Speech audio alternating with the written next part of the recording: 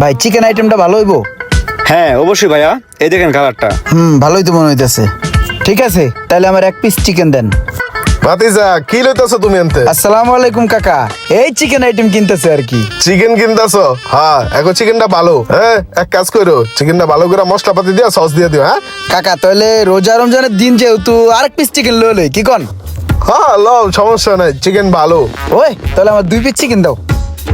2টা ওকে। তো ভাইয়া কয় টাকা হইছে? হ্যাঁ ভাতিজা, কি করো এই জায়গায়? আমি আছি না, আমি থাকতে তুমি বিল দিবা কে? আরে কাকা, কত হইছে ভাই? 300 টাকা ভাইয়া। 300 দিচ্ছি, আমি দিচ্ছি। এই যে লন ভাই 300 টাকা। এই যে ভাইয়া পার্সেলটা। আসসালামু আলাইকুম। ঠিক আছে কাকা, আসি। অনেক অনেক ধন্যবাদ। পার্সেলটা বাসায় দিয়ে আহি। साला ये दुख का खत्म नहीं होता बे। কি হইলো এটা? ভাবলাম কি আর হইলো কি? मेरे को तो ऐसा धक धक हो रहा है।